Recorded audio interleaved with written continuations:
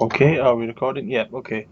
Hi everyone, this is Ronnie from the Fruit Festival and also from my own YouTube channel. And I've got an interview today with a special guest who is going to be at the UK Fruit Festival in August. Um, would you like to introduce yourself a little bit, Lissa? Yes, I am Lissa Raimondi, and I run my Facebook page, Lissa's Raw Food Romance, Instagram at Raw Food Romance. I have my Snapchat, Lissa Raw Vegan, and YouTube. I'm on YouTube. I've got almost 27,000 subscribers now, I think. Oh wow, And fantastic. yeah, and I've been raw now for almost 3 years. It'll be 3 years exactly mid-September Yeah, coming up. So I basically say it's been about 3 years. And yeah, I went straight into raw vegan. I went raw overnight and never looked back. It's been the best 3 years, like health wise, that I could have ever asked for. okay. What was the first time you heard about the concept of a raw vegan diet? I first heard about raw. In a way, it was kind of raw, kind of not. It was the mucusless diet Oh by wow, yeah, Professor Arnold Ehret. Yeah, yeah. I discovered his book probably in about 2003, 2004-ish area, and I was really, really intrigued. But I was working in the health industry, and we were indoctrinated with all of the low carb diets and this diet and that diet and all this. And to me, it seemed so extreme because we were pushed. You got to have your protein, you got to have your fish oils, and you got to take supplements, and your food isn't good enough, and blah blah blah. So I had all of that in my mind. So when I'm like, oh well, just eating fruit, that's kind of extreme. But I always thought it was such a beautiful, simple way of eating, and I felt that it would be more spiritual to eat that way and be more in tune with the earth. But I never actually did it fully until probably around maybe a year or two later. I found David Wolfe had written a book, The Sun Food Diet Success thing or something, Yeah. and he was raw back in the day. So I was really intrigued by that, and then I started to do raw, but I was always doing high fat, low carb because I was still in that calorie restricted mindset to lose weight. And I would go, I think the longest I went raw back in the day was about 2 months. And I just, like, I would lose weight, but I was eating so little calories because I was calorie restricting. So I was starving myself, and then I was eating super high fat. So, it was causing insulin resistance. So every time I would eat fat, and I remember reading through some of my old journals from when I used to be raw, and I would say, I don't know what's going on with me. I ate a handful of berries, and now I'm having a sugar crash. And I immediately thought it was the berries, but it was all of the nuts and seeds and the avocado I had in my smoothie in the morning. Right. Looking back on it now, I realized that I was eating way too much fat, and it was causing me to have sugar crashes later on in the day if I just had a handful of berries. Hmm. So, here I am like, how are these people eating all this fruit? So I eventually tried to do raw off and on, and other diets. I did keto and paleo and the Weston A. Price stuff, and I did like free range or like eggs that were fertilized, and like fermented butter, and I did all of that kind of stuff. And I know, I don't, like, now when I think about it, it's like I can't believe I did it, but at the time I didn't really understand. I had a few vegan friends, but they were all mean vegans for the most part, who were really like against anything I was doing. So I found that I didn't have that connection. And then one day I was just sick and tired of being overweight, and I remembered all the times I felt so good doing raw because I wasn't eating anything processed. Right. So Uh-huh. junk, and I wasn't eating any animal products because when you were raw, you were naturally a vegan. Sure. But there were some times that I did raw where I included raw cheese and raw milk and stuff like that. Hmm. So it wasn't really actually raw vegan. But eventually I just decided, I'm like, I'm going to try raw again. I watched Cowspiracy, Earthlings, and Forks Over Knives all in one day. And then I was like, okay, I'm vegan. And I just went overnight. Like, I didn't even, there was no Overnight. question. Overnight. Yeah, Yeah. overnight, Yeah. yeah. From watching those films. Yep, from watching those films. And then obviously because I had a connection with raw in the past, Sure. I felt that since I was vegan, I might as well go raw vegan, because why not, right? Giving everything else up, I might as well just go full on and You, never look back. am I right in thinking that you still now that you help people with coaching and things like that when it comes to transitioning to a raw vegan diet? Yeah.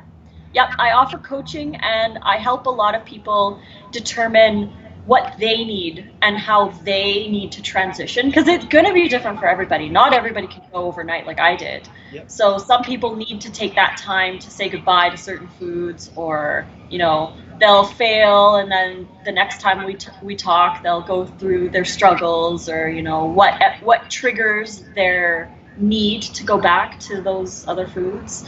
So sometimes we can find some emotional connections there that cause people to go back to the animal products or go back to cooked food or whatever.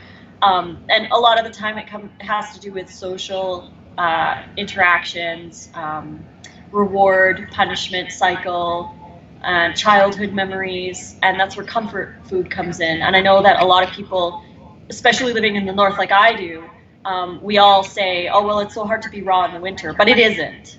It really isn't hard to be raw in the winter. We just have this psychological need to have warm cooked food in the winter because it's just how we've been for our whole lives, right? We just need that. But if you eat enough food, you actually give your body enough energy to burn properly and you heat up faster.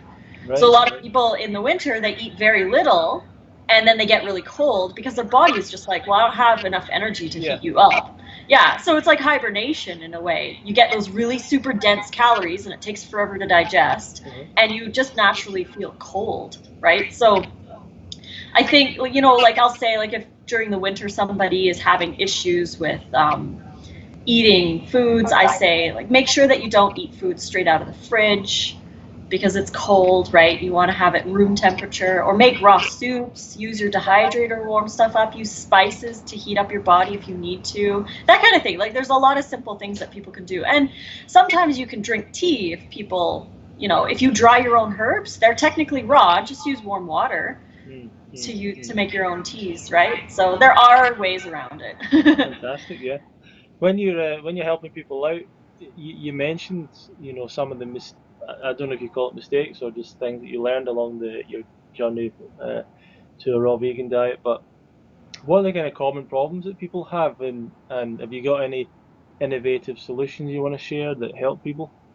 Yeah, I think one of the biggest reasons why people fail is that they don't eat enough. That's the number one reason why they can't do a raw vegan diet, because if you go hours and hours, like if you start your day out with no fuel in your car and you're driving 2,400 kilometers, if you don't fill up your gas tank, you're going to be, you have to fill up your gas tank. Otherwise, you just can't keep going. And if you don't fill up your gas tank, halfway down your journey, like if you filled up at the beginning with breakfast and halfway down your journey, you're running on empty, in your head, you're going to be thinking like, can I put water in my gas tank? Can I put trees in? Like you're going to be thinking of all these things that you could put in your gas tank. When if you just stopped for gas and topped up your tank, you would be in that position to think about, stuff. So I think that the problem comes where people don't actually top up their calories throughout the day, and they eat smaller meals. Like if you go to a restaurant and you order an entree salad, it's like, a little salad. To me, it's like a third of what I'd eat for dinner, or fourth, right? So to me, it's a small salad, but to the average person who eats everything else, like animal products, grains, breads, blah, blah, blah, pasta and all of that, to them, the salad seems large. But when you cut out all of that other stuff, you got to replace the calories. Otherwise, you're going to go like 4 hours and, everybody says to me, they're like, but I'm hungry all the time. And all I say is eat then. Eat fruit. Grab some fruit, have some fruit and eat it up. And, you have to take that time to top up your gas tank throughout the day. So like a banana here, an apple there, something there, so that your body knows that you're always thinking about it. Another reason people fail is that they eat too high fat. Right. And that's something that I've noticed too. A lot of people who'll be doing raw for months and months, they're like, I just can't lose any weight. And I find out they're eating nuts and seeds and they have an avocado every night. And it's like, okay, avocados are good, but just maybe cut it half and save the other half for tomorrow or something, just to lower the fat intake down. Sure. And keeping your fats with your greens and your fruit by itself is typically the better option, because your fat's going to help you absorb like vitamin A and vitamin K out of your lettuces. Whereas you don't need fat to absorb anything from fruit. So adding an avocado to your smoothie or almond milk or something to your smoothie isn't really the smartest idea, right? Just eat your fruit the way it was made and top up your gas tank throughout the day. Another problem that I find people have a lot is family. Right. And, like social situations and stuff like that. I say, if you're having problems with like going to family things, I noticed that I had issues with my ex-mother-in-law. She would always assume that I was sick or that I wasn't eating because I would never eat in front of them. I'd always eat before, or I'd go there and I wouldn't eat dinner with them. So in their mind, they think I'm starving because they don't see me eat. And I could tell them I'm eating like this massive salad, but they don't see that. And you have to put yourself in their shoes and think, well, they don't see me doing this and they think I'm getting sick. So what I did, I took my giant salad over there and I ate the entire thing in front of them. And I actually made it bigger than normal just to make a point. But I ate the entire thing in front of them and I never got any more questions after that. Fantastic. Because it's like they see what I'm eating and they're like, well, she obviously eats a lot more vegetables than we do, so we're not going to say anything anymore, right? But then, restaurants are hard. You want to make sure you eat before you go to a restaurant, obviously, and then just have a little salad while you're there just to be social. But yeah, it's really the family who see you often, or you go to like family events, that have issues because they don't see what you're doing day to day. You have to show them what you're doing day to day so that they feel comfortable. And then just tell them, like, if you provide me like with a huge fruit salad, I'll eat the entire thing. Then they feel hospitable and you get something to eat. So it's a win-win situation. But those are probably the top three reasons that people fail when they're trying raw. That's a great breakdown of that. Do you find that with people that you're helping out, do you find a lot of fruit, people being a bit scared of eating a lot of fruit? Do you find people worry about blood sugar issues and things like that? Yeah, I do. And I think that when people try, or when they start to do raw, or they hear about it and they're like, ooh, I'm going to try raw, they'll do like the Sunday night last meal, they'll have their pizza or whatever, and they're like, I'll start Monday. The problem with that is that you have all that fat running through your system. So when you start the next day having a big fruit smoothie, you're going to have too much insulin resistance, because I think it's about 72 hours before the fat dissipates out of your bloodstream. So I recommend, if you're going to start raw, don't do the cheat meal. Try and have a salad the night before, and then when you start doing raw, to do the lower glycemic fruits just for a little bit, like berries, apples, that kind of thing. And then move into the tropical stuff, because if you have too much fat running through your bloodstream, then you're going to get sugar crashes in the beginning, and a lot of people will fail because of that. They'll be like, oh my god, it's way too much sugar. But that said, I find, for me personally, I'm best with a 50-50 fruit to vegetable ratio. So I'll do fruit in the morning always, and then fruit for snacks, and then lunch is like a fruiting vegetables, so like tomato, cucumber, zucchini, that kind of thing as a salad, and then dinner is typically my heavier greens like kale or whatever. Some people do better doing mostly fruit, so like breakfast and lunch for fruit with snacks as fruit, and then dinner is like a light salad. I think that it depends on everyone's going to be different. Some people do better on heavy fruit, some people do better on heavy veggies. So I think it doesn't necessarily matter your ratio from fruit to greens.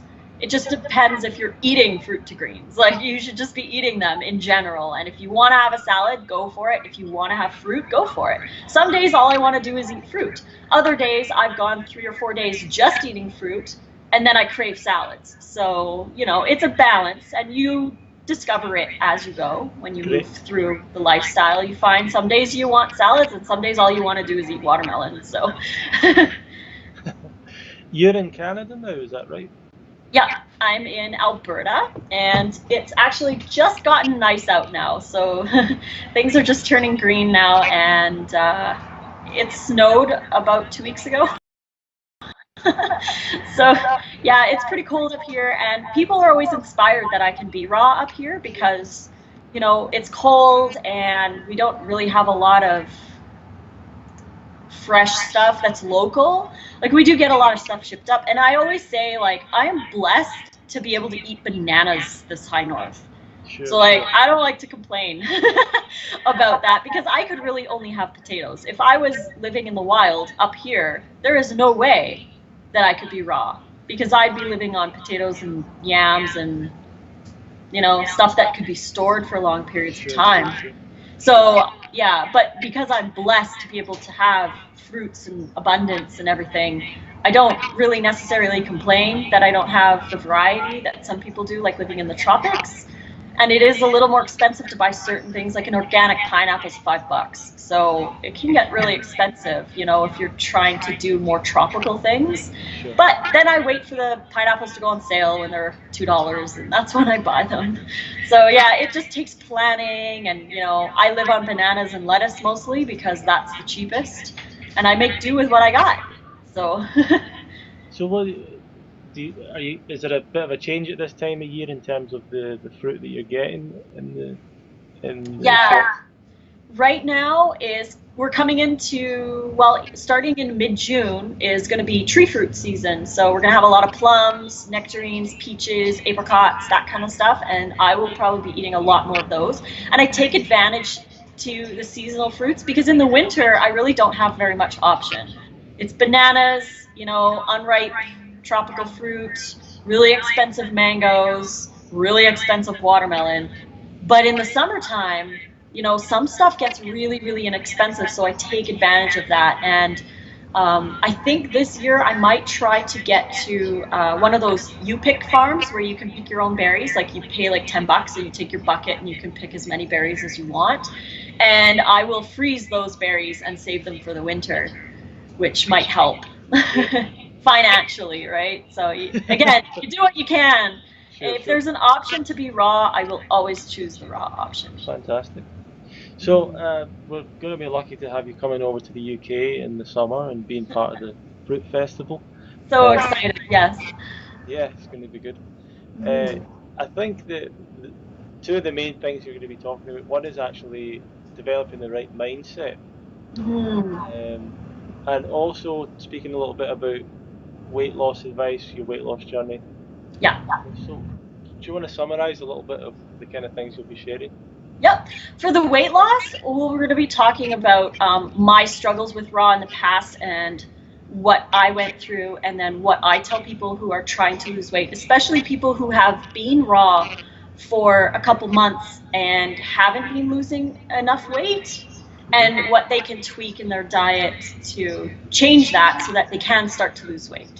Sure. And we'll be talking about restriction versus, calorie abundant, low fat versus high fat, keto diets, that kind of thing. So I'm going to try and talk about all of that. And then for the mindset one, I have always been told that I have such a unique perspective when it comes to the psychology of being raw. So like mind tricks, life hacks, that kind of thing. Oh Like wow. imagining the foods that you can't eat anymore as being discontinued products, or like if you're always at the vending machine, pretend that it's out of order. Like playing with your brain to make you believe that these foods aren't food anymore, Wow. and changing your focus over to what is food. All of those mind tricks and having a different mindset towards it, especially when it comes to family.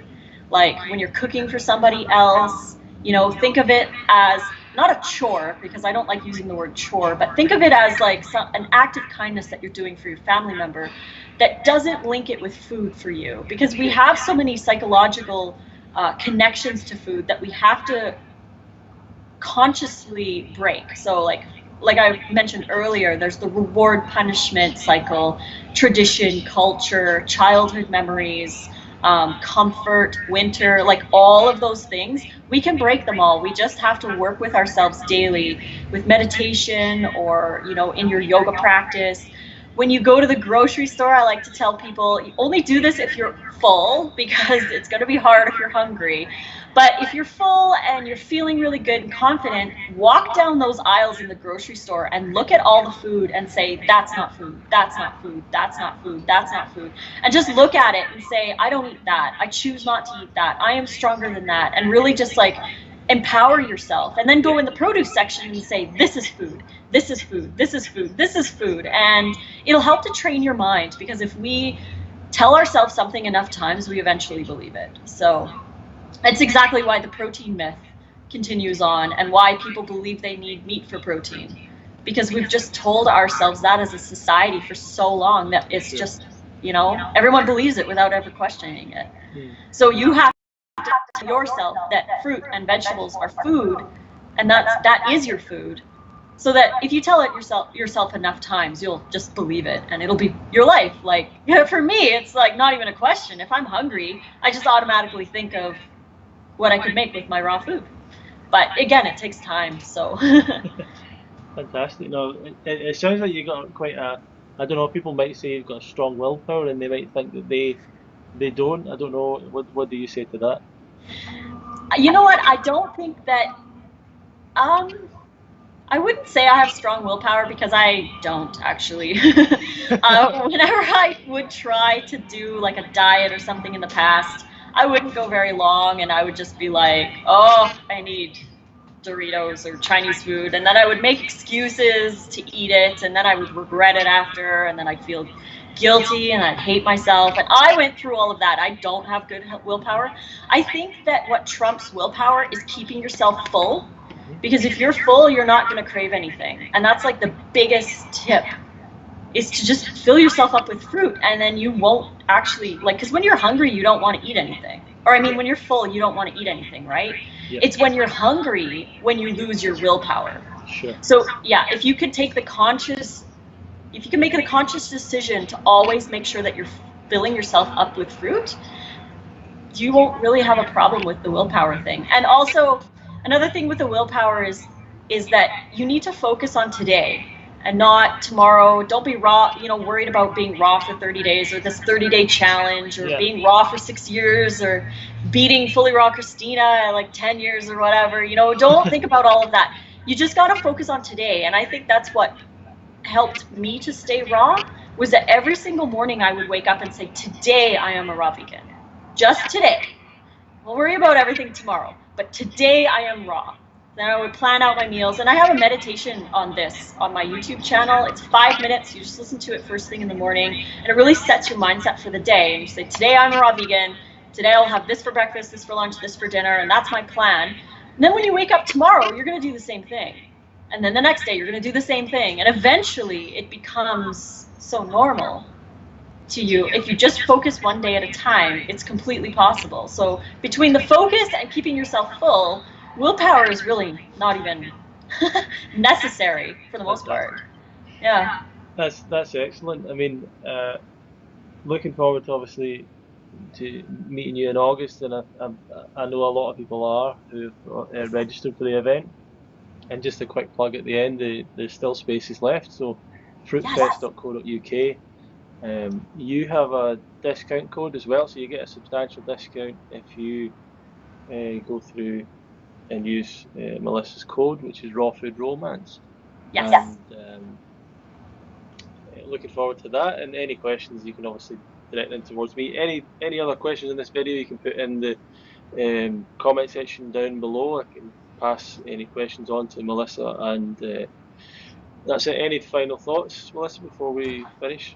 Just that I would say, well, I can't wait to meet everybody at the Fruit Fest. I'm so excited to go. And yeah, just that this lifestyle is so much easier than we think. And we complicate things. You think you need all of this equipment, and yeah, the dehydrator and the Vitamix and everything are really nice to have, but they're not necessary. All we need to do is eat the way nature made our food, eat a lot of fruit, keep yourself full, and it's super simple. Like, fruit is the easiest fast food ever. Like, you just grab it and you eat it. Like, it's not hard. But I just want people to know that it's easy. It's so easy to eat this way. have to actually eat enough to sustain ourselves. So that's another thing that people find is a little difficult, is they think that it's so difficult to be raw, but it's actually not. That's So a great thing to end with, and the easiest place to be raw is at the fruit festival. That's for sure. yes, exactly, is come and experience being raw there, and be around like-minded people, because it's so different when you have people to talk to and you have people who are actually living the lifestyle, who can show you how easy it is. So it's a benefit for people to come, if they're interested or whatever, to come to the Fruit Fest and meet all of us, because we all live this way. So yeah. Fantastic. Well, thanks a lot, Melissa. And Welcome. if people want to catch you, it's Raw Food Romance on YouTube and Instagram as well. At Raw Food Romance, yep, and on Snapchat, Lissa Raw Vegan. Yes, so follow, if you've not come across Lissa before, then go and follow her there, and you'll get a lot of her backstory and all of other information. Do you have a website with other? Do you have I do have a website. It's rawfoodromance.com, but it really doesn't have a lot of information. I share most of my stuff on Instagram, so that's probably the best place to find me, and on Facebook as well. So yeah. Fantastic, fantastic.